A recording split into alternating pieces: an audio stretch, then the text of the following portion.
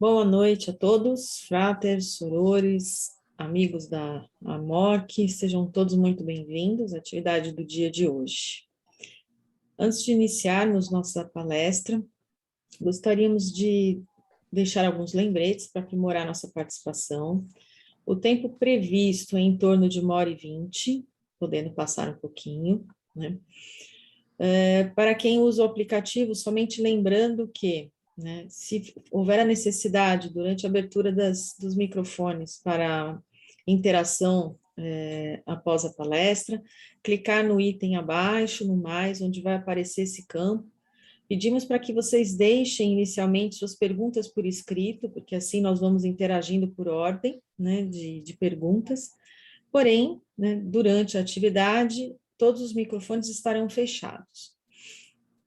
E caso o seu microfone ele for aberto no final da palestra, nós solicitamos que sejam rápidos em seus comentários e falem apenas assuntos pertinentes ao tema da palestra do dia de hoje. E, de preferência, façam seus agradecimentos por escrito no chat para permitir maior interação e enviaremos ao palestrante posteriormente, caso não seja possível ler os seus agradecimentos no dia de hoje. É importante saber também que essa atividade está sendo gravada para registros nos arquivos da MORC GLP, razão pela qual todos os participantes aceitam em ceder seus direitos de imagem. Os presentes, que não quiserem ter suas imagens expostas, podem voluntariamente manter suas câmeras e microfones desligados para fins de privacidade.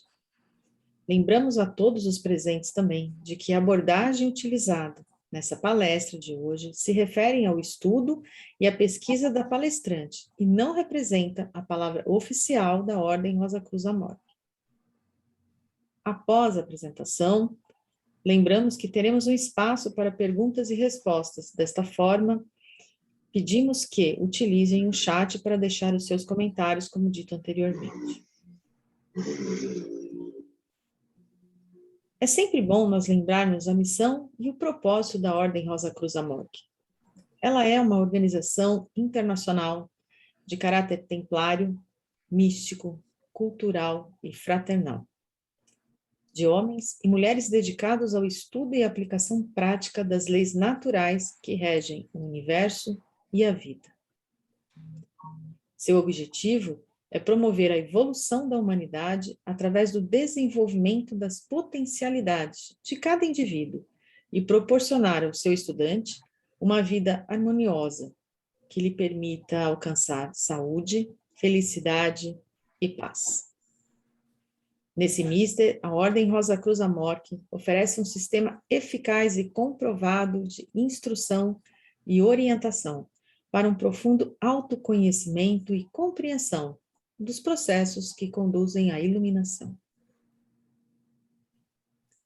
Essa antiga e especial sabedoria foi cuidadosamente preservada desde o seu desenvolvimento pelas escolas de mistérios esotéricos, e possui, além de um aspecto filosófico, também e metafísico, também um caráter prático. Sendo assim, a aplicação desses ensinamentos está ao alcance de toda pessoa sincera, disposta a aprender, de mente aberta e de motivação positiva e construtiva para tanto. Acompanhe mentalmente numa invocação. Deus de nossa compreensão, que a palestra de hoje dê sentido à nossa existência e que possamos levar a toda a humanidade nossa compreensão e nosso amor. Que estejamos sempre atentos aos sinais e à missão de cada um de nós. Assim seja. Assim seja.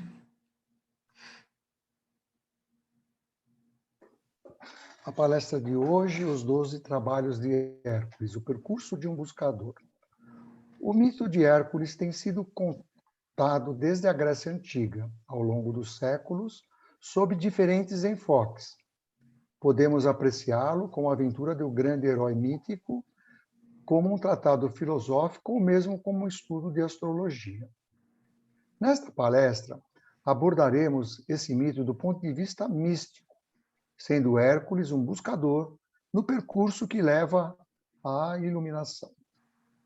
A riqueza desse mito permite olharmos para o nosso passado com o alívio da tarefa cumprida, para o nosso presente como um desafio possível de ser vencido e para o nosso futuro com a alegria de quem escuta um oráculo que nos fala o mesmo que foi dito ao herói.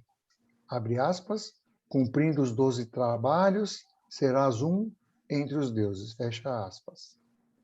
A palestrante de hoje, Soror Rosa Cruz, Ivani Haro Martins. Psicóloga clínica, especialista em neuropsicologia, terapia familiar e terapia cognitivo-comportamental, membro da ARMORC e da TOM. Com vocês, a Soror Ivani Haro Martins. Boa noite, pessoal. É um prazer estar aqui com vocês, tá? Inicialmente, eu quero agradecer o convite da Loja Campinas para esta palestra, porque é um prazer para mim poder compartilhar com vocês esse assunto que eu acho tão rico, tá? Então, vamos lá.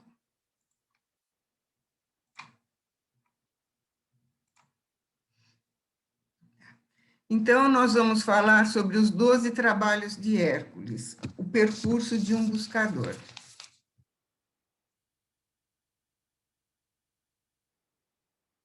Não está funcionando aqui. Então, os 12 trabalhos de Hércules é um mito grego que tem no mínimo 3.000 anos. Ele é anterior aos filósofos gregos, tá? A mitologia grega é anterior aos filósofos. E apesar de ter 3.000 anos, esse mito não desapareceu, essa história não desapareceu. Então, a gente se pergunta por que os mitos não desaparecem, né? Os mitos, eles não desaparecem porque eles falam de nós. Nós somos os personagens dos mitos, né? E eles relatam uma verdade que é verdade em todos os tempos. Era verdade 3.000 anos atrás e é verdade hoje, em todos os lugares do mundo. Por isso que o mito não morre, ele é vivo. O Hércules fez um percurso e cada pessoa que nasce tem que fazer esse mesmo percurso do Hércules. Então, o mito não morre. Tá? O mito possui uma linguagem simbólica e, por isso, ele dá margem a vários tipos de interpretação. Essa interpretação que eu vou apresentar não é única. Ela pode variar bastante a interpretação dessa simbologia. O mito, ele tem uma característica que a gente pode aproveitar muito, é muito interessante para nós, porque ele apresenta um problema e apresenta a solução do problema. Tá? Então, a gente tem que saber compreender e pegar para nós o que vale a pena do mito. Ok? Esse mito possui várias chaves de interpretação. A interpretação mais comum é a do herói, né? As aventuras de um herói. Pode ser, os filmes em geral apresentam isso, as aventuras de um herói. Aqui no Brasil temos o Monteiro Lobato, que fez toda uma literatura sobre esse mito. Tem também a chave astrológica, porque os 12 trabalhos podem remeter aos 12 signos do zodíaco, nós não vamos mexer com isso.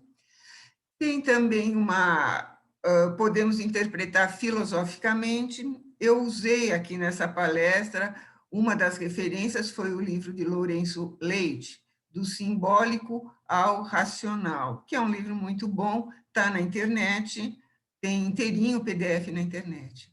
O livro do Trigueirinho, para quem não conhece, é um filósofo espiritualista brasileiro, já falecido.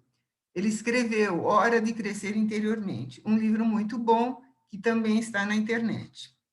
E a Nova Acrópole, que é uma escola de filosofia, faz muitos vídeos, ela dá uma interpretação psicológica, filosófica, mística, também muito bom, está na internet. Eu vou dar uma interpretação psicológica e mística. Tá? O trabalho do Hércules, os 12 trabalhos de Hércules, eles mostram um percurso, né? E esse percurso é o percurso da evolução humana. Os problemas do Hércules são os nossos problemas, né? E eles dividem esse percurso do Hércules em 12 passos, 12 etapas, né? Que nós podemos chamar de 12 portais, que significam 12 níveis de consciência. A gente vai observando nos trabalhos que o Hércules vai modificando, né? E ele vai atingindo níveis de consciência cada vez maior. Aparecem vários personagens nesse mito. O mais importante, claro, é o Hércules, né? Quem é Hércules? Hércules somos nós, ou toda a humanidade, né? Todos nós somos Hércules, nesse percurso, né, que nos dirige, né, a um autoaperfeiçoamento. Nós somos Hércules. Tem também o pai de Hércules. Hércules é filho de Zeus, que é o maior deus do panteão grego. E tem a esposa de Zeus, que é Hera. É Hera que dá os trabalhos, que passa os trabalhos para Hércules, né? E se nós olharmos o mito com os olhos assim mais infantis, não é? Parece que a Hera, ela quer prejudicar Hércules, porque ela põe muitos obstáculos na frente de Hércules. E o Hércules tem que ficar vencendo obstáculos o tempo todo, né? Mas, na realidade, ela não está prejudicando Hércules, ela está querendo que ele se desenvolva. Tanto que, no começo do mito, ele se chamava Alcides, e no final do mito, ele passa a se chamar Hércules, que significa a glória de Hera. Ele conseguiu dar conta, né, de todos os trabalhos que ela colocou para ele. Tá? Aparece também a figura de um instrutor. No percurso de todos nós, essa figura do instrutor, de uma maneira ou outra, aparece. A gente procura um mestre, a gente procura do lado de fora, do lado de dentro, e a gente vai ver ao longo do mito, não é? Que chega uma hora que o Hércules começa a escutar o mestre interior dele, uma voz dentro dele que o conduz. Tá? Isso faz parte do percurso, procurar e encontrar um mestre. Então, quem era Hércules, né? Hércules era filho de Zeus, que era o maior deus do panteão grego, e de Alquimena, que era uma mulher terrena, né? Então, essa simbologia, ser filho de um deus e ser filho de uma mulher terrena, significa que Hércules tem na constituição dele alguma coisa terrestre e alguma coisa celeste. Ele é um ser dual. Tá? Os gregos acreditavam que os seres humanos eram feitos de corpo e alma. Tá? Então, isso que significa ser filho de um deus e de uma mulher terrena. A história de Hércules começa, né? Ele tem um ataque de loucura, um ataque de raiva muito grande, e ele mata os próprios filhos nesse ataque de raiva. O Hércules era uma pessoa assim muito grosseira, ele era um valentão, ele era fortão, valentão, totalmente indisciplinado, né? Muito cheio de raiva, né? Indisciplinado. E ele tem esses ataques de raiva, e em um desses ataques ele matou os próprios filhos. Mas aí ele não aguentou, né? Ele não aguentou, ele ficou muito mal. Então, ele vai para o maior santuário que existia na Grécia naquele momento, que era o santuário de Delfos. E ele fala com o oráculo de Delfos, que é o maior sacerdote da época, o oráculo de Delfos. E ele pergunta para o oráculo o que ele pode fazer para se redimir, não é? E essa parte do mito é muito importante, porque ele era um valentão, ele já tinha tido outros ataques antes, de raiva, tudo, ele não se controlava, mas nunca ele quis se redimir. E neste momento da vida dele, ele decide que ele quer mudar, ele quer se redimir. Então, essa parte de ele querer é importante, faz parte do processo, né? Do percurso. Aí o oráculo fala para ele que para ele se redimir, ele tem que fazer os 12 trabalhos. E ele aceita fazer os 12 trabalhos. Mas o oráculo fala uma profecia para ele. Se você fizer os 12 trabalhos, você vai ser um entre os deuses. Foi uma profecia. Então, Hércules aceita fazer os 12 trabalhos para se redimir. Aí, os trabalhos, na realidade, eles vêm da deusa Hera. A deusa Hera passa para o rei, que era o rei Aristeu, que era primo de Hércules. Então, o rei passa os trabalhos para ele. Então, o primeiro trabalho foi matar um leão, que esse leão estava na cidade de Nemeia, e o leão andava pelas ruas, assustava todo mundo, era assustador o leão. Ninguém mais podia sair de casa, ninguém trabalhava, ninguém fazia nada, porque o leão estava lá no meio da rua. Então, mandaram o Hércules matar o leão. O Hércules vai para Nemeia e vai atrás do leão. Mas o leão era muito esperto. Ele seguia as pegadas do leão. Quando chegava num lugar, o leão não estava mais lá, tinha ido para outro lugar. Ele ia para outro lugar e ele ia ouvindo os ruídos do leão, né? Mas, no fim, ele consegue encurralar o leão dentro de uma caverna. Ele joga flechas no leão, ele tenta matá-lo com flechas. Mas o leão tem a pele muito grossa e ele não consegue matar o leão com as flechas. Então, não tem jeito, ele luta com o leão, corpo a corpo. E, no fim, ele consegue passar o braço dele na garganta do leão e vai diminuindo, o oxigênio diminuindo, o leão fica fraco, fraco, mas ele não solta. Não solta até o leão morrer. E o leão morre. Tá? Mas aí, como ele viu que a pele do leão era grossa, era boa, ele tira a pele do leão e faz uma capa para ele. Não é? Então, essa é a história. E ele volta para a cidade, né? E mostra para todo mundo que ele havia matado o leão. E o instrutor fala assim para ele: não pense que você vai ter que matar o leão uma vez só. Você vai ter que matar o leão muitas vezes. Né? Então, qual a simbologia do leão? Né? No mito, tudo que acontece no mito se refere a nós. Tá? O leão é algo dentro da gente que tem poder, tem força, né? E que pode se tornar um tirano. Então, o que é que dentro da gente tem poder, força e pode se tornar um tirano? Né? Os instintos. Os instintos, o leão é a representação dos instintos, que tem muita força e pode se tornar um tirano. Né? Então, quando o Hércules mata o leão e tira a capa, ele aprendeu a dominar os seus instintos. Né? Tirar a pele do leão e colocar sobre si mesmo, olha, aqui ele fez uma capa. Tá? O que significa isso? Significa que a gente não pode matar um instinto, não dá para fazer um instinto desaparecer. Pelo contrário, o instinto ele tem um fator de proteção. Nós sobrevivemos como espécie humana porque nós temos instinto, não é? Então, só que os instintos eles têm que ser controlados, têm que ser usados de uma maneira benéfica. Então, ele tirar a pele do leão e usar a pele para se proteger está simbolizando isso. Ele usou os instintos de uma maneira benéfica. Ele não deixou o instinto ser o tirano da sua vida. Tá? Ele usou o instinto de uma maneira como um fator de proteção.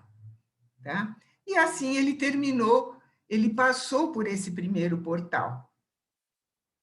Não é? Mas, como o instrutor disse, a tarefa não acabou aí.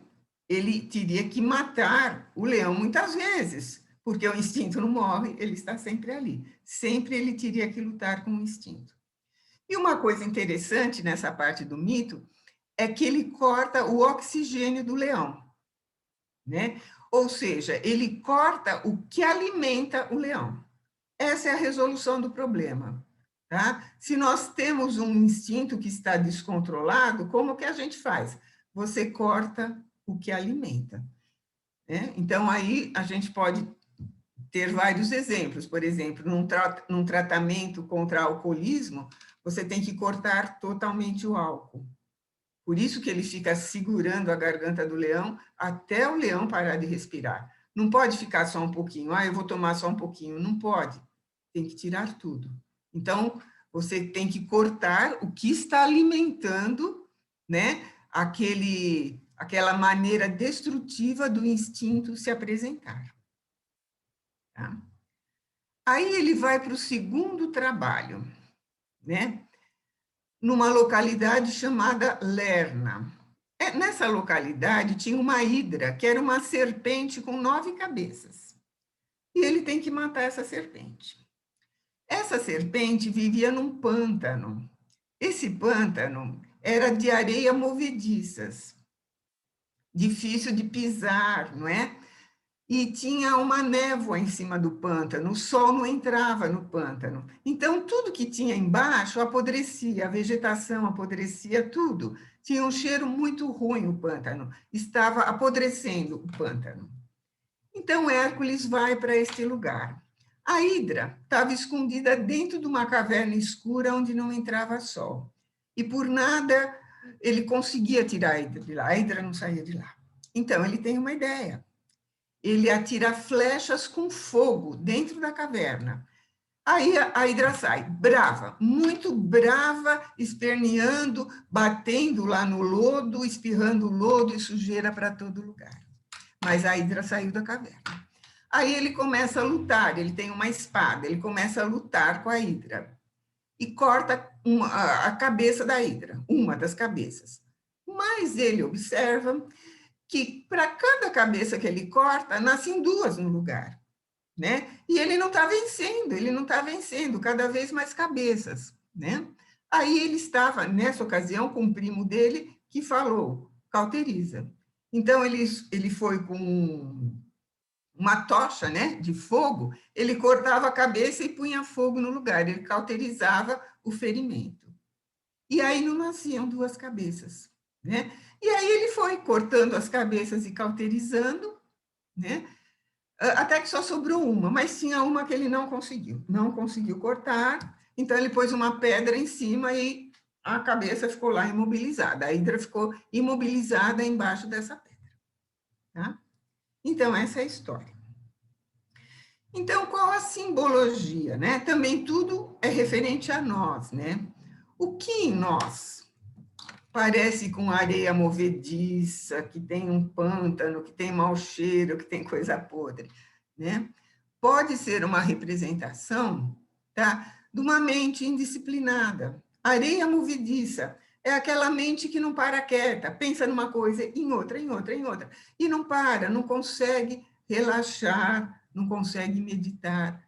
É uma areia movediça, né? E as coisas podres, escuras, o mau cheiro, são as nossas negatividades, os nossos pensamentos negativos, os nossos ódios, rancores, coisas que a gente fica alimentando. Podemos até dizer que este pântano seria o aglomerado de todos os pensamentos negativos da própria humanidade. Tá? Então, é este lugar dentro de nós que ele tem que o Hércules tem que limpar. Aí ele vai, a hidra são os nossos pensamentos negativos. E ele cortava uma cabeça, aparecia 2. O que significa isso? Que é muito difícil você lutar com os seus próprios pensamentos. Se você está dominado por um pensamento, na hora que você consegue falar, agora eu parei de pensar nisso. Não, aí aparecem 2 pensamentos. Como que ele resolve esse problema? Colocando fogo, né? Ele já tinha jogado fogo dentro da caverna para tirar ela, e ele cauteriza com fogo. Significa o quê? O fogo é uma simbologia de luz, de sabedoria, né? A hidra dentro da caverna é o nosso inconsciente, ela estava dentro de nós, os pensamentos estavam arraigados dentro de nós, a negatividade. O que ele faz? Ele põe luz onde existia a escuridão, para resolver o problema, né? Então, ele não luta com os pensamentos, porque se ele lutar com um, aparece 2. Não, ele traz luz, ao invés de lutar, ele traz luz, né? Numa outra versão dessa história, ao invés de lutar e cortar cabeças, é uma versão mais factível para nós, né? Ele percebe que se ele levanta a hidra e expõe a hidra ao sol, porque acima da névoa do pântano tinha o sol. Se ele expõe a hidra ao sol, a hidra fica fraca e morre. Então, ele fica lá, ele se mantém naquela posição, segurando a hidra, segurando, naquela posição, frente à luz, frente ao sol, e a hidra morre, não é? Então, essa simbologia é muito, muito boa, muito interessante, né? Ele se manteve firme naquela posição voltada para a luz, voltada para a sabedoria. E foi assim que ele conseguiu dominar seus pensamentos, transformar as negatividades que faziam parte dele e levar luz ao pântano da sua mente. Tá? Então, vocês podem ver que com 3 trabalhos ele deu um grande salto de consciência. Ele aprendeu a dominar os instintos, né? Ele 2 trabalhos, né? Ele está no segundo. Ele aprendeu também a dominar a sua mente, né? As suas negatividades. A hidra tinha uma cabeça que ele não conseguiu cortar, não conseguiu matar. Uma interpretação, uma das interpretações possíveis, é que essa cabeça era o desejo. Tá? Porque nós não matamos o desejo. O desejo existe e ele sempre vai existir, ele faz parte de nós somos seres desejantes, né? Só que o desejo descontrolado se torna também um terror, né? Ele não deixa as coisas boas se manifestarem. Então, por isso que ele colocou uma pedra, um símbolo de que o desejo estava sob controle. Tá? Aí ele passou pelo segundo portal e entra no terceiro. Tem um javali na cidade de Erimanto que estava causando terror na cidade. Vocês podem observar que a simbologia, quando aparecem esses animais selvagens, grosseiros, é porque o mito está falando de coisas muito, assim, muito fortes, né? Que esses animais são muito fortes, né? E coisas que podem causar um dano muito grande, né? O javali estava em cima de uma montanha, então ele vai em cima da montanha atrás do javali. Em mitologia, montanha significa um estado elevado de consciência, tá? Tanto que, se vocês lerem a Bíblia, muitas vezes os personagens da Bíblia sobem montanhas para orar, né? Ou seja, eles vão para um estado de consciência mais elevado. Então, esse javali, se ele estava em cima de uma montanha, já significa que Hércules estava diferente. Ele já estava melhor do que o que ele era no começo da história. E ele resolve não matar o bicho, o javali, também mostrando que ele estava diferente. O que ele resolve fazer? Ele resolve domesticar o javali. Então, ele pega o javali, ele monta uma armadilha, ele pega o javali e começa a domesticar. Ele fica um tempão com o javali, ensinando o javali, tal, até que ele consegue domesticar o javali. Quando ele consegue, ele volta para a cidade, né? Carregando o javali pelas 2 patinhas traseiras. O javali andava com as 2 dianteiras e ele levava as 2 traseiras, né? Então, qual a simbologia disso, né? Vocês se lembram que no começo da história ele era um cara, Hércules era um desequilibrado, que matou os próprios filhos, não tinha nenhum autocontrole. Então, aqui, ele consegue o autocontrole. Controlar o javali, ele controlou o javali que existia dentro dele, né? Não é um javali externo, é um javali interno, tá? E de que maneira ele se controlou? O que é esse javali? São as coisas que fazem parte de nós, né? Os instintos, pode ser o próprio desejo, ou tudo, né? Vontade de comer, ou mesmo de trabalhar. Ele estava desequilibrado. Então, ele achou um equilíbrio entre todos esses pilares da existência dele, né? Lazer, trabalho, espiritualidade, tudo. Ele conseguiu um equilíbrio. E como que ele conseguiu? Tá? O mito fala isso também. Como que ele conseguiu? Educando, né? Ele levou muito tempo com o javali, ele ficou lá com o javali, tá? Errava, fazia de novo, observava onde é que eu estou errando, tá? assim, educando, observando, educando, ele conseguiu o seu equilíbrio e o seu autocontrole.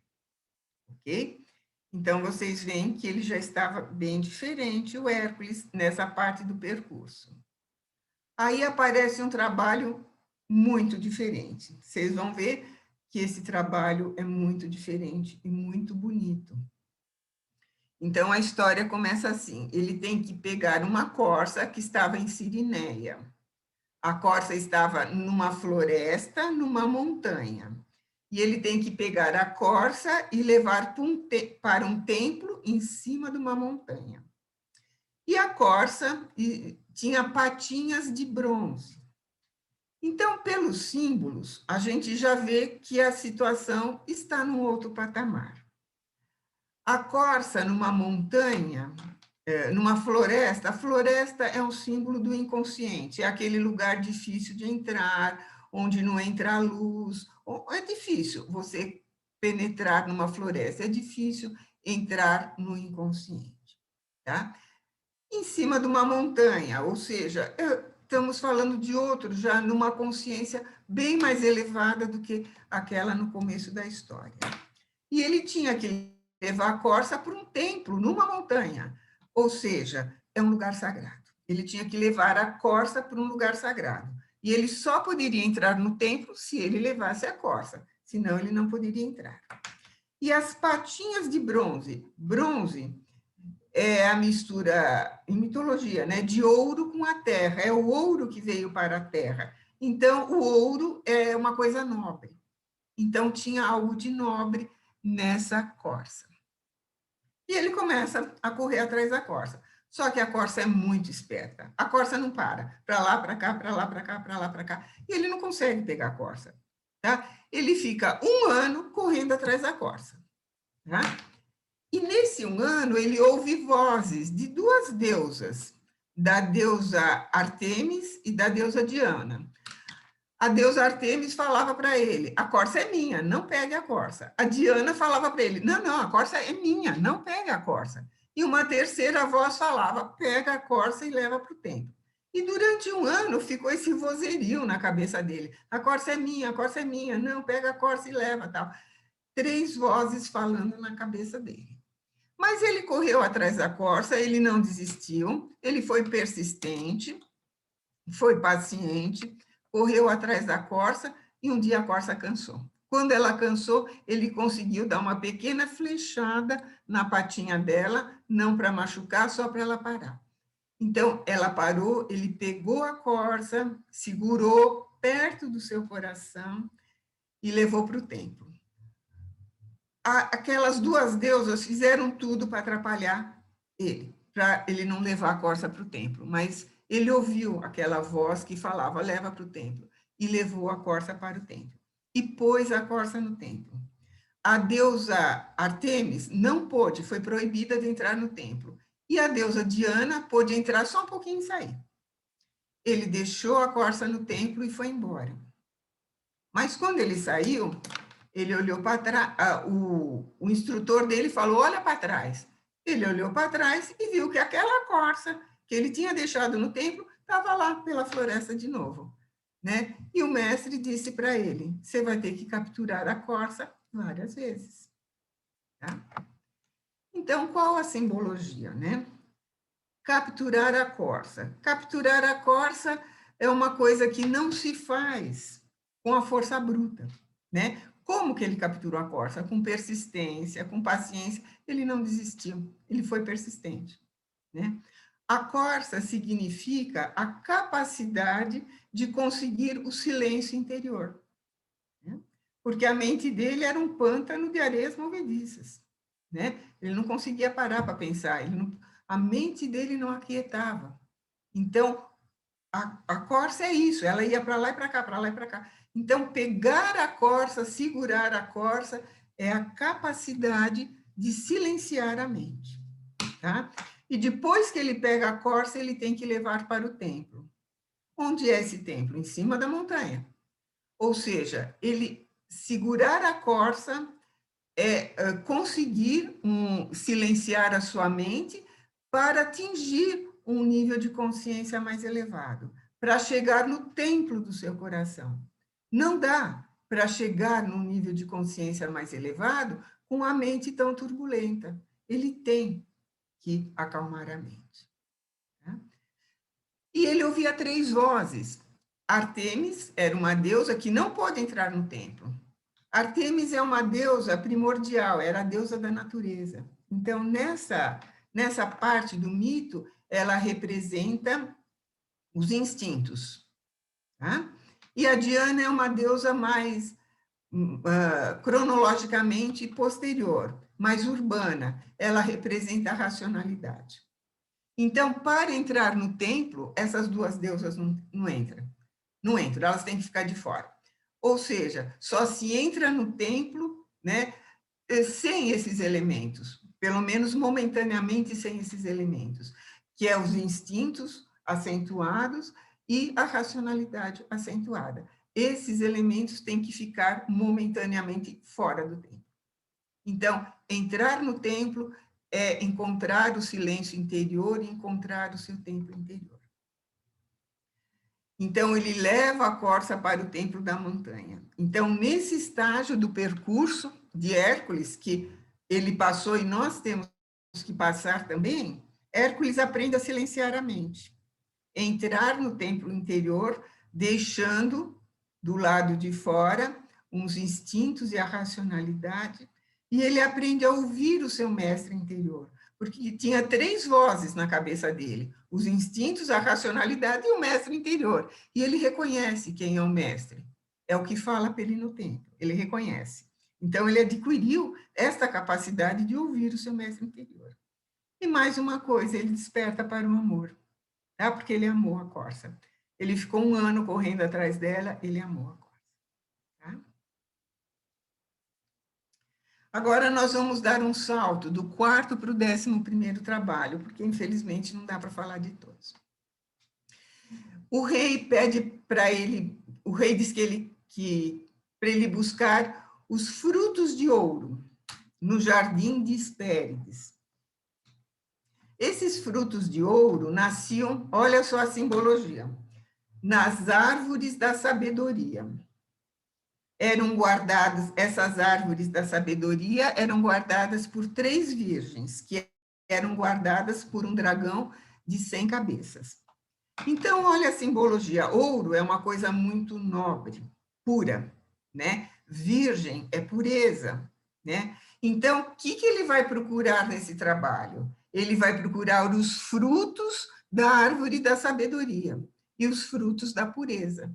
Quer dizer, já mudou totalmente de cenário, né? Ele já está no 11º portal. Ele está procurando os frutos da sabedoria e os frutos da pureza.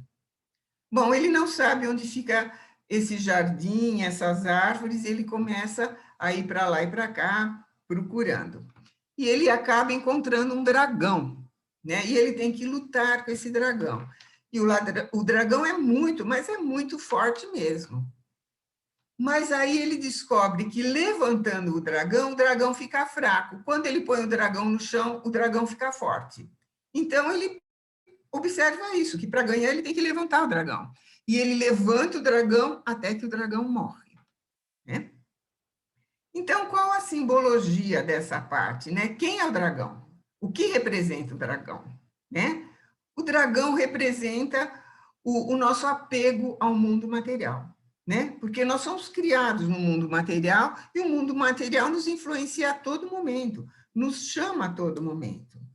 Só que naquela parte da jornada do Hércules, ele está procurando os frutos da sabedoria e os frutos da pureza. É isso que ele está desejando. É isso que ele quer para ele, né? Então, para ele conseguir o que ele quer, ele tem que se afastar um pouco do mundo material. Se ele ficar imerso na materialidade, se ele tiver todo esse apego na matéria, ele não vai conseguir. Ele entende isso, que ele tem que se afastar um pouco, nem que for momentaneamente, mas ele tem que ter um certo afastamento para conseguir os frutos que ele quer. Aí ele continua a jornada procurando os frutos de ouro. E ele encontra quem? Hércules. né, ele encontra Atlas. Quem era Atlas? Era um gigante que carregava o mundo nas costas. E ele encontra Atlas, e Atlas está muito cansado. Ele está envelhecido, cansado de carregar aquele mundo, sabe? Está muito pesado para ele o mundo. Então, nesse momento, Hércules se compadece do Atlas, esquece as árvores, os frutos, e vai lá e fala para o Atlas, não, deixa que eu seguro um pouco, né? E então Hércules carrega o mundo para Atlas, né? Esse momento é muito importante. E quando ele carrega o mundo para Atlas, acontece um fenômeno maravilhoso. O mundo fica leve, tanto para ele quanto para Atlas. O mundo fica mais leve. Tá? E logo depois aparecem as virgens e entregam para ele os frutos de ouro, sem que ele tivesse achado as árvores, né? Elas entregam o fruto para ele e fala: pelo trabalho, pela compaixão, pelo trabalho solidário que você teve com Atlas, você é merecedor desses frutos. Tá? Então, ele recebe os pomos de ouro, né, os frutos de ouro das 3 virgens. Né? O que significa? É muito forte essa figura de carregar o mundo. Né? Na hora que ele... assim, imagine carregar uma criança, a responsabilidade de carregar um bebê, porque se cair, morre. Entendeu? Então, carregar o mundo é isso muito potencializado. Ele se sente responsável pelo mundo. Na hora que ele carrega o mundo, ele se sente responsável por tudo aquilo. Tudo que existe no mundo, eu sou responsável. Tá? Se existem coisas ruins, eu sou responsável. Se existe fome, pobreza, guerra, eu sou responsável. E, claro, se existem coisas boas, eu também sou responsável. Então, a consciência dele deu um grande salto, porque ele entendeu que ele também é responsável pelo mundo. Né? Então, nessa etapa, né, Hércules descobre o valor do serviço altruísta, né? Porque quando ele dividiu o mundo com o Atlas, ficou mais leve para os dois. Né? Ele desenvolve a responsabilidade, não uma pequena responsabilidade, mas uma grande responsabilidade. Ele desenvolve a compaixão e a pureza. Ele recebe os frutos, né, da pureza, da compaixão. Tá? Então, ele estava no estágio muito avançado do percurso. Né? E veja as características desse estágio: serviço altruísta, responsabilidade, compaixão, pureza, que são, né, virtudes que o buscador vai adquirindo ao longo do caminho. E, por fim, ele chega ao último trabalho. Né? Ele já está com a consciência muito ampliada. Né? E o último trabalho é capturar o cão Cérbero e salvar Prometeu. Quem era o cão Cérbero? O cão Cérbero era um cão de 3 cabeças que guardava o mundo dos mortos, o mundo inferior. Porque quando as pessoas morriam, ia para um mundo subterrâneo, o mundo inferior, que se chamava Hades. E esse cão guardava esse mundo. Né? Ele deixava todo mundo entrar. Na hora que as pessoas entravam no mundo dos mortos, ele era um cão muito bonzinho. Só que ninguém saía. Ele não deixava ninguém sair. Tá? E o Hércules, então, tem que capturar esse cão e levar para o rei. Tá? À luz do dia. Sem morrer. Né? Porque o cão estava no mundo dos mortos, mas ele tem que ir lá, pegar o cão e voltar vivo. E ele tem que salvar Prometeu. Quem era Prometeu? Né? Então, agora eu vou parar um pouco para falar quem era Prometeu. Prometeu era um deus, era primo de Zeus. E no começo do mundo, quando os deuses quiseram colocar vida na Terra, então Prometeu e o irmão dele foram encarregados de colocar a vida na Terra. Eles fizeram bonecos de barro e deram vida. E Prometeu foi o que fez os bonecos de barro, de homens e mulheres, e deu vida. Então, Prometeu deu vida à humanidade. Né? Ele fez os bonecos e deu vida. Depois depois que eles deram vida a esses bonecos de barro, esses moldes de barro, Epimeteu foi encarregado de dar um dom para cada ser vivente, para que eles pudessem sobreviver. Então, para alguns animais ele deu asa, para outros animais ele deu dentes, para outros animais a velocidade. Para cada animal ele deu um dom.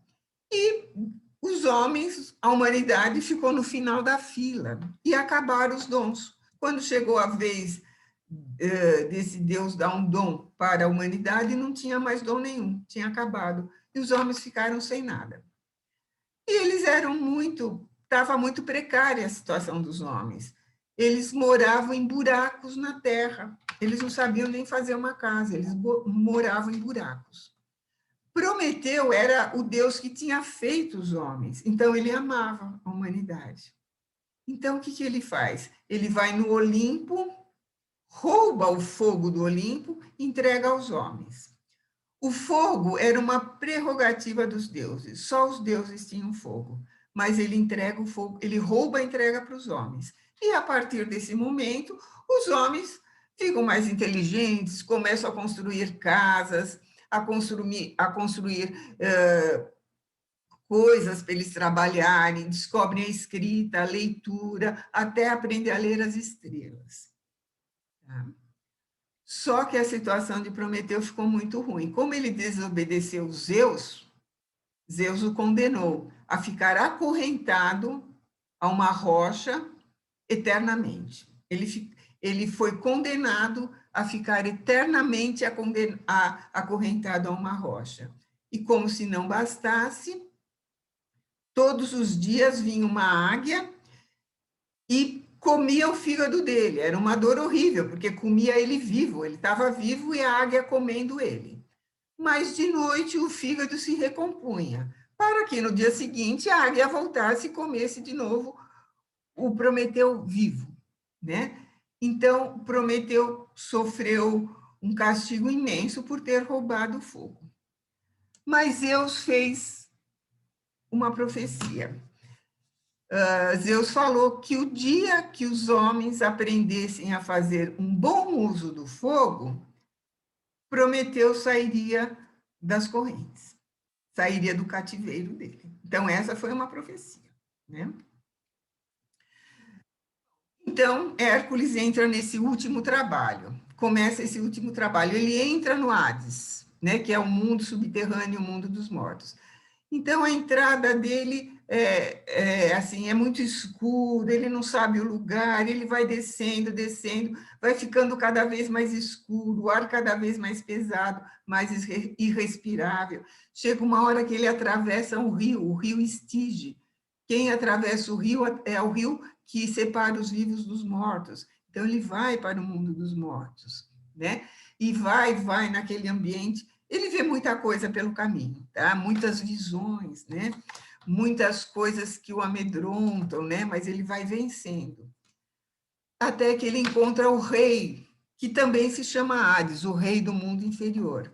E ele diz que ele quer libertar Prometeu. E o rei fala, se você passar pelo cão, você liberta Prometeu.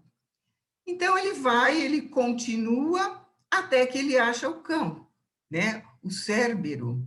Ele luta com o cão, mas ele consegue dominar o cão, né? E continua a jornada dele. Aí ele ouve vozes, choro, gritos de dor, e ele se dirige para os gritos, né? Compaixão, ele já sente compaixão nesse momento. Ele se dirige para aqueles gritos de dor. E ele encontra, então, o Prometeu acorrentado nas rochas. Tá? Ele liberta Prometeu das rochas, né? E não só liberta Prometeu, ele cuida de Prometeu, ele cura as feridas de Prometeu e fica alguns dias com Prometeu, até que o Prometeu se cura e Prometeu volta para o Olimpo, né? Prometeu é um deus. Aí, Hércules continua, pega o cão, né? Que era o 12º trabalho, o último trabalho. Ele já tinha libertado Prometeu, ele leva o cão para o rei. Só que quando o cão chega na luz do dia, o cão morre. Tá? Então, qual a simbologia disso tudo, né? Simbologia do fogo, né? O Prometeu rouba o fogo do Olimpo e traz para os homens. É o nascimento da consciência, né? A humanidade estava inconsciente até aquele momento. Então, ele traz a consciência para a humanidade, é o nascimento da consciência. Tanto que depois do fogo, os homens aprendem a fazer casa, utensílios, aprendem a ler as estrelas, tudo, né? É o nascimento da consciência. Esse mito é muito parecido com o mito de Adão e Eva, tá? É o mito de Adão e Eva grego, né? E por que isso foi visto como um crime? Porque foi uma mudança de paradigma, né? Houve um corte total. É assim, antes era de um jeito e depois ficou de um jeito totalmente diferente. E as mudanças de paradigmas são vistas como crime, né? Por exemplo, isso até hoje. Muitos pais falam, na nossa família é assim. Então, se você não fizer assim, você está desobedecendo, né? Então, as mudanças de paradigmas são vistas como crimes, mas não necessariamente como crimes, pode ser uma evolução, tá? Então, a simbologia do mito, né? Quem é Prometeu acorrentado? Nós, né? Nós somos. Os mitos, eles falam de nós. Então, eles falam do momento do nascimento da nossa consciência, né? Num ato voluntário, o Prometeu quis pegar o fogo, ele quis crescer, não é? Prometeu acorrentado, o que é? Somos nós, acorrentados na matéria, que não conseguimos sair daí. A águia machucando todo dia são as vicissitudes da vida, né? Acaba uma pandemia, vem uma guerra, é isso, né? Nós estamos acorrentados à matéria, nós somos Prometeu, né? E o castigo, esse castigo que Prometeu sofre, é o castigo, é o sofrimento decorrente da tomada de consciência. Porque se não existe consciência, não existe consciência do bem e do mal. Não existe. A pessoa nem sabe que existe bem e mal. A partir do momento que ela se torna um ser consciente, ela se torna consciente de tudo, tanto do lado bom como do lado ruim, e passa a sofrer os dois lados. Tá? Nós somos Prometeu e nós estamos acorrentados, tá? Sofrendo as vicissitudes dessa situação. A ida ao Hades, tá? Prometeu vai ao Hades. Esse momento, podemos dar várias interpretações, vou trazer duas interpretações para vocês. Em psicologia, esse momento seria encarado como uma descida ao inconsciente, né? A pessoa entra no inconsciente, né? Porque é um lugar escuro, que ele não sabe os caminhos, né? E ele vê muitas visões, né? Pode ser uma simbologia do inconsciente. Mas ele sai transformado de lá. Por que ele sai transformado? Porque ele tornou o inconsciente consciente. Ele se torna consciente de tudo que faz parte da mente dele, tá? Em psicologia, esse momento onde a pessoa se torna consciente de tudo que antes era inconsciente, é o ponto máximo da evolução. Ele atingiu, né, o máximo que um ser humano poderia atingir. Isso em termos de psicologia, tá? E o cão que morre quando vai para a luz do dia? São os conteúdos do inconsciente. O trabalho psicológico consiste nisso, pegar aqueles conteúdos do inconsciente que fazem mal para a pessoa, os medos infantis, os traumas, os rancores, aquilo que a gente quer esquecer e guarda no fundo do baú. Então, é pegar todos esses conteúdos e trazer para a luz do dia. Não que eles desapareçam, eles não desapareçam, mas eles se transformam, eles deixam de ser negativos. Tá? Então, o cão que morre pode ser os conteúdos do inconsciente que vieram para a luz do dia e deixaram de produzir a sua influência negativa. Tá? E ele se transforma, ele tem um salto, né, de consciência, porque ele se transforma num ser totalmente consciente, né? Ele se passa a ser um indivíduo. O que é indivíduo? É não dividido. Nós somos divididos, nós temos consciente e inconsciente, e ele passou a ser um indivíduo totalmente consciente. Uma outra interpretação para o Hades é uma interpretação mais mística, não é? Hércules não teria ido lá com seu corpo físico, ele teria ido lá somente com a sua consciência. Ele viu os mortos. Então, o fato dele ver os mortos também é um salto de consciência, porque ele descobre que não existe a morte. Tá? Os gregos já achavam que não existia a morte, que as almas iam para um outro lugar, né? Ia para esse mundo aí. Mas ele vê, ele vai lá pessoalmente, ou vai com a sua consciência. Então, ele tem um salto de consciência, ele comprova que a morte não existe. Tá? E quem seria o cão que morre? O medo da morte. Na hora que ele que ele passa por essa experiência, o cão morre. Ou seja, o medo da morte morre, porque ele descobre que não existe morte. Tá? E assim, ele passa por esses 12 estágios, né? Ele sai de um grau muito grosseiro, ele era um assassino, né? E ele chega a essa plenitude, ele consegue a plenitude com os 12 trabalhos. Agora, vamos entender esse pedaço da libertação de Prometeu. Prometeu representa a humanidade, tá? E quem liberta Prometeu é Hércules, que também representa a humanidade. Mas não é qualquer humanidade, não é qualquer homem. O Hércules que liberta Prometeu é o Hércules que passou pelos 12 trabalhos. É o Hércules que passou pelos 12 graus de consciência. Tá? Então, o que o mito está dizendo que o que liberta a humanidade é a passagem pelos 12 portais. Tá? Essa é a profecia. Né? Essa é a profecia. E aí o mito acaba, né? O Hércules morre. Como que ele morre? Bom, é uma grande história a morte do Hércules, mas ele é envenenado por um desafeto dele, ele é envenenado, e ele está sofrendo muito, ele está quase morrendo, mas ele resolve se jogar numa pira. É uma fogueira, porque os gregos queimavam os corpos. Então, ele resolve se jogar vivo na fogueira, né? Aí foi também uma grande história, porque ninguém queria, ele estava quase morrendo, mas ninguém quis fazer a fogueira e muito menos jogá-lo vivo na fogueira. Então ele faz a fogueira dele e ele se joga. O simbolismo disso não é suicídio, é que o fogo é um grande agente de transmutação. E o Hércules quis, nos últimos momentos da vida dele, usar esses últimos momentos para transmutar o que ainda existia de negatividade dentro dele. Tá? E ele consegue.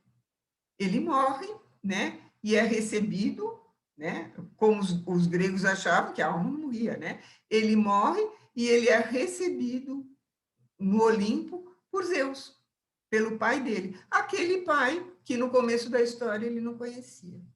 Tá? E assim termina a história de Hércules. Tá?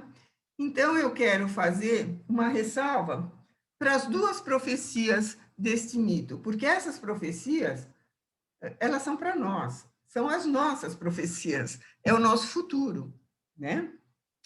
Uma delas é que o dia que os seres humanos conseguirem fazer um bom uso do fogo, os seres humanos serão libertados. Ou seja, quando nós conseguirmos fazer um bom uso da sabedoria, nós seremos libertados.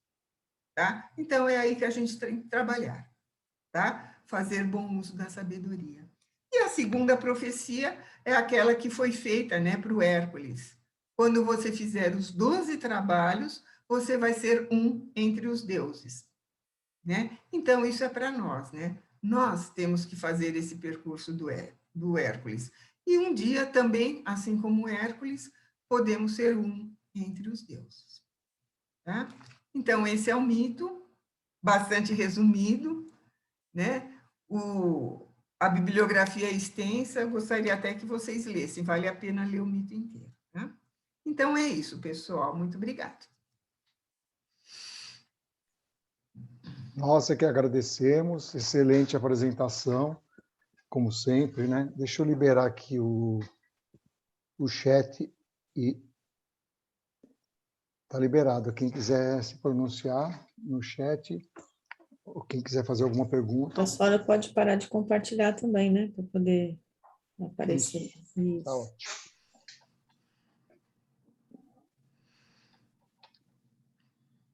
Pronto, estão todos liberados aí.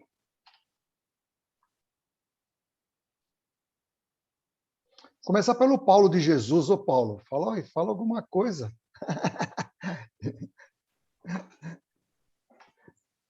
Libera seu áudio. Ô, pai, fala alguma coisa. Vamos lá. Ivani, parabéns.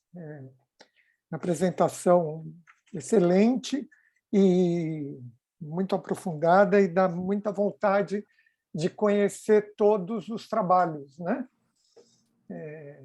Muita vontade de conhecer todos os trabalhos. Sim, vale a pena. Vale a pena. Ficou muito claro pela seleção que você fez como os primeiros trabalhos eles são mais ligados à concretude, mais ligados ao mundo material, a coisas de menor valor, mais rudes, mais grotescas, e como os últimos trabalhos são, num sentido, eu vou usar uma palavra não boa, mas que eu acho que mais complexos, no sentido mais elevados, mais distanciados do material. Então, essa seleção que você fez, pulando os do meio, para mim, trouxe essa interpretação. Sim, é exatamente isso. Exatamente. Então, isso me chamou a atenção, mas uma outra coisa que me chamou a atenção, e eu não conheço os outros trabalhos, é a presença do fogo, e desde o primeiro trabalho, na representação do fogo como luz, do fogo como sabedoria e do fogo como transformador. Sim. E eu queria saber de você, eu vou fazer essa pergunta e vou fazer mais uma, você responde tudo de uma vez só. Se essa interpretação realmente é uma interpretação que combina com os 12 trabalhos, ou se casualmente aconteceu destes trabalhos que você selecionou. A última coisa que me chamou a atenção é que a primeira tomada de consciência, que não deixa de ser uma tomada de consciência, antes dos trabalhos, ele mata os filhos e só então ele deseja controlar, né? Controlar os seus instintos, controlar essa vida selvagem, essa cabeça selvagem que ele tinha, né? Me passa a ideia de que esta vontade de tomar consciência, de mudar, de trabalhar a sua mudança, ela só vem depois do aprendizado que ele tem por uma grande tragédia, talvez a maior de todas, que é perder os filhos. Uma tragédia, como todas as tragédias, antinatural, né? Um movimento natural da vida. Primeiro você perde os avós, depois os pais, depois você próprio e depois os seus filhos. O movimento natural da natureza é você não ver, não ter a perda dos filhos. E só depois dessa enorme tragédia, que é desafiar a natureza e matar os seus próprios filhos, que ele então cai em si e fala: não, eu preciso mudar, desse jeito não pode ser. Eu queria ouvir a sua interpretação dessa iluminação que ele teve de procurar o oráculo, né? Relacionada com essa grande tragédia, que é não só perder os filhos, como matar os próprios filhos. lembre-se que nossos filhos estão ouvindo esta resposta. Exato, muito obrigada. O Paulo é o pai dos meus filhos, tá? Bom, o fogo, ele sempre foi símbolo da sabedoria. Você pode ver que em todas as igrejas, todas as religiões têm fogo ou luz, né? Ou é vela, né? Os budistas têm, todos têm, né? E desde a antiguidade, na antiguidade tinha o fogo sagrado que era mantido sempre aceso pelas virgens, pelas vestais. Então, o fogo sempre foi um símbolo da sabedoria, até porque ele mudou a humanidade, né? Quando ele apareceu, antes da humanidade aprender a dominar o fogo, era uma coisa. Quando a humanidade aprendeu a dominar o fogo, a fazer fogo e dominar, foi um salto de consciência muito grande para a humanidade, foi uma evolução muito grande. Então, até hoje, o fogo é símbolo da sabedoria, da luz divina e da transmutação, tá? Para os homens, para os seres humanos, é assim. E com relação a essa tomada de consciência, sim, muitas vezes acontece isso. A pessoa só muda a sua consciência depois que passa um tsunami na vida dela. Por quê? Porque a gente se acomoda, a gente pensa sempre do mesmo jeito, a nossa cabeça é assim, a gente se acomoda pensando sempre do mesmo jeito, né? Então, para mudar o paradigma, vou pensar de outro jeito, tem que ter uma quebra aí, né? Essa mudança de paradigma, às vezes, vem depois de uma grande quebra. Passou um tsunami na minha vida. Aí muda o paradigma. Ele sai daquele estágio, né, de acomodação psíquica, né? Que foi o que aconteceu com Hércules, né? E acontece com muita gente toda hora, tá? Não sei se eu expliquei falei o que você queria ouvir. Sim, explicou e parece que a leitura, então, está correta. Agora, está correta, sim. Esta leitura é também muito trágica. É muito trágica. Porque, assim, me parece que os nossos aprendizados estão ligados, então, a estes tsunamis. Não, nem sempre. Não, existem várias maneiras de aprender. Não necessariamente, senão tinha que ter um tsunami todo dia. Mas não é isso. Uma das maneiras de aprender é depois de uma tragédia, mas não é a única maneira de aprender. Tá? Pelas nossas vidas mesmo, a gente pode ver isso, né? Nós não aprendemos só com tragédias. A pessoa costuma dizer que nós aprendemos pela dor e pelo amor. Exatamente. Olha exatamente. Só, essa é a sabedoria da frase popular, exatamente. Pela dor e pelo amor. Muito bom. Muito bom, excelente. É interessante a gente aprender muito mais pelo amor do que pela dor. Seria o ideal das nossas vidas. Sem dúvida. E como é interessante também, como as frases que usamos comumente, elas ganham significados tão maiores quando a gente ouve, por exemplo, essa história dos mitos, né? Carregar o mundo nas costas é uma expressão usada para quando estamos exaustos, quando estamos com muitas tarefas, e eu me sinto carregando o mundo nas costas, né? E Atlas verdadeiramente carregou o mundo nas costas. O mundo que a gente carrega nas costas, quando usamos essa expressão, é muito pequeno, é insignificante perto da responsabilidade que Atlas tinha e que Hércules tomou para ele, né? E é linda essa passagem. Muito bom, muito obrigado, Ivani. Nossa, excelente. Vou querer ler esse mito inteiro. Muito obrigado mesmo, muito bom. Eu tenho uma dúvida também, desculpa aí, gente, a família Martins de Jesus aqui monopolizando a reunião, mas, mãe, eu gostei muito, que é óbvio que tem pouco tempo, você teve que passar por alguns, por cima, você não falou todos os trabalhos, e você tentou fazer analogias com o presente, com outras histórias, mas é óbvio que você não tem tempo para tudo. Eu gostei muito quando você passou rapidamente por analogias com a Bíblia, e porque eu acho que todas as histórias, todos os contos espirituais. Então, os mitos gregos, os mitos egípcios, a própria Bíblia, eles tentam entender verdades mais universais, né? E situações que atemporais, que nem você falou sobre o mito de Hércules. Então, eu queria saber se tem, porque, por exemplo, na Bíblia tem as provações, tem tragédias familiares também, inclusive pelas próprias mãos. Então, é uma sugestão que você podia fazer uma live só disso, assim, mitos gregos, mitos egípcios, Bíblia, tipo, fazer os paralelos aí, que são super legais. Muita coisa, hein? Tá, escolher um, talvez, sei lá, fazer. Mas é super legal isso de ver como várias sociedades em vários tempos pensaram e mostraram essas provações, essas dificuldades, esses aprendizados humanos. E a outra é se tem outros paralelos no mito de Hércules.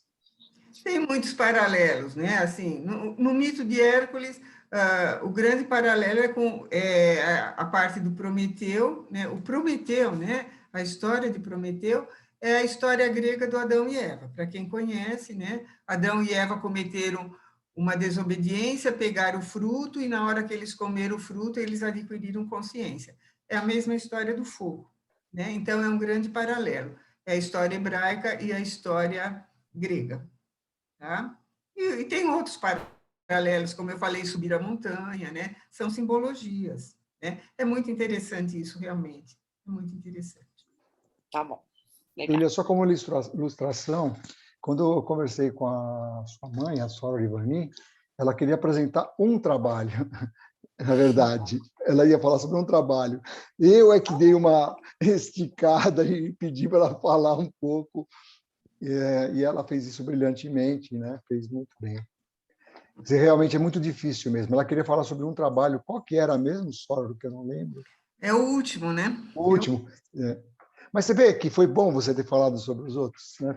Sim, foi bom. Mostrou uma bom. evolução interessante aí. Foi bacana. Bacana. Esse mito é maravilhoso. Ele é muito rico mesmo. Eu estou curiosa agora para ler os outros mitos e ver outros paralelos com a Bíblia e com outros mitos também. Tá, eu pus a bibliografia aí, está na internet, tá? Vocês podem pesquisar, tá tudo aí. Beleza.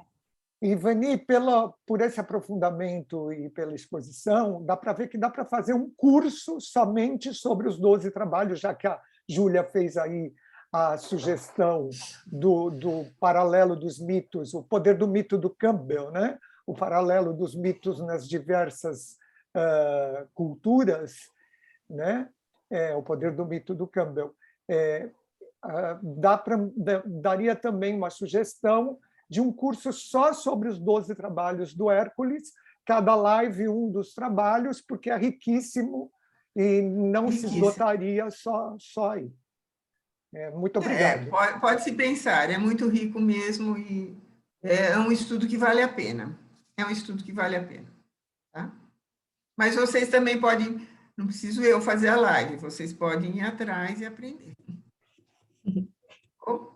A gente pode dividir, né? Cada um fala sobre um mito, né? Sobre um trabalho. Da lição de casa também. Isso mesmo.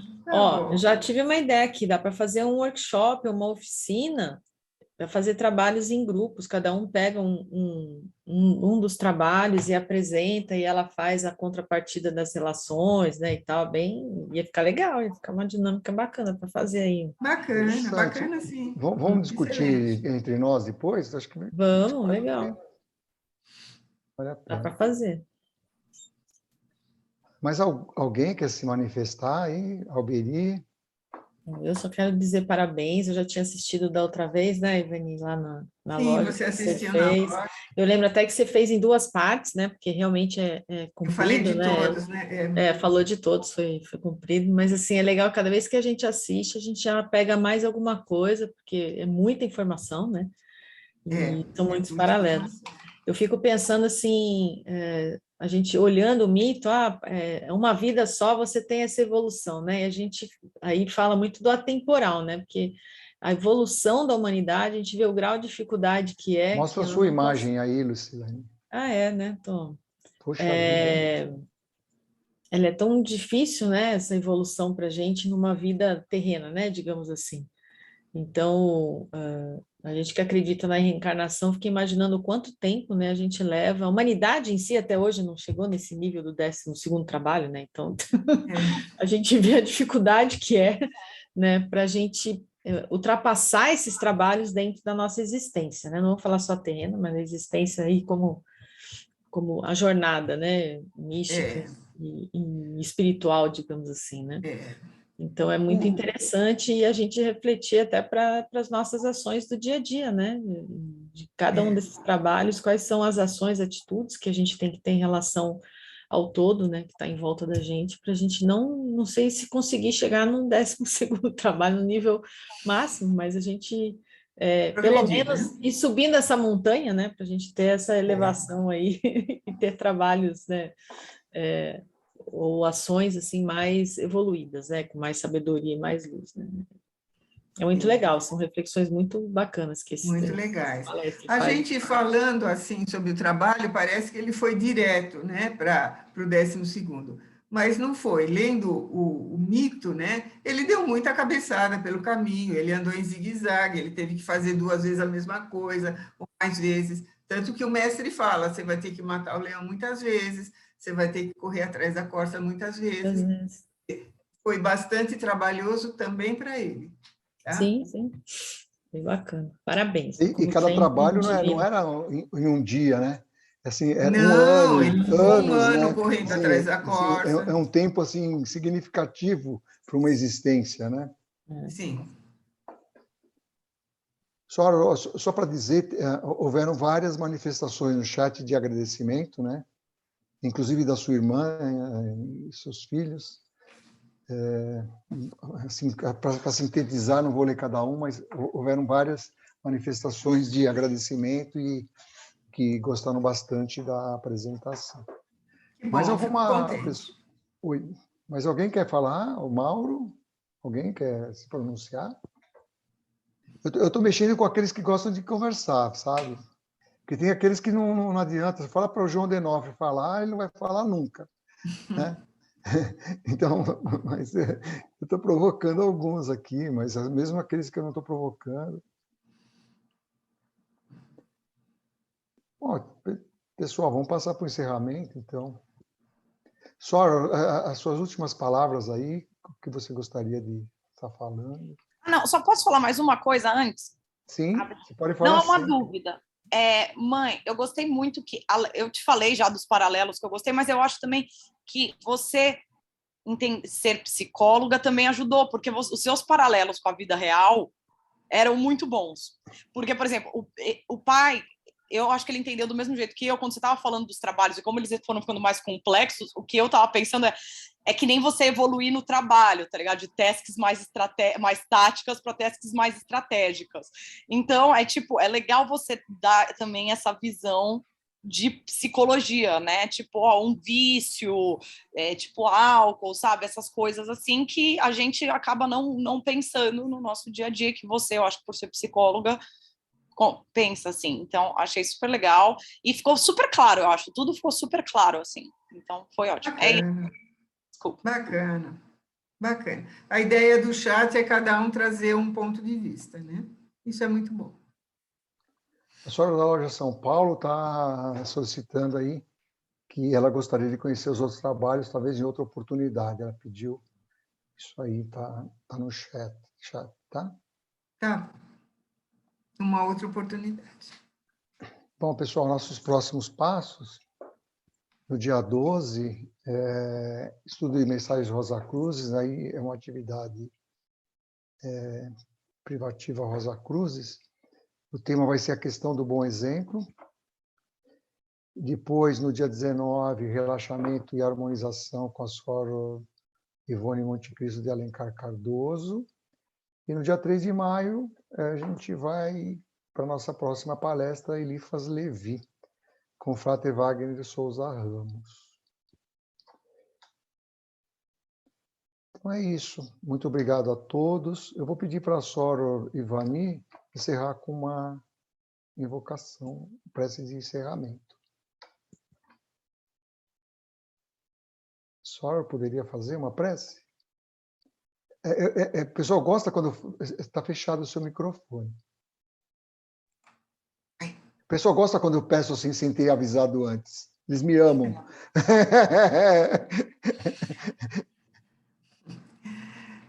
Deus de nosso coração, Deus de nossa compreensão, agradecemos esse momento que tivemos. Esperamos poder repetir e poder aproveitar isso para crescer em nossas vidas e seguir o nosso percurso. Agradecemos. Muito obrigada. Assim seja. Obrigado, pessoal. Obrigado a todos vocês.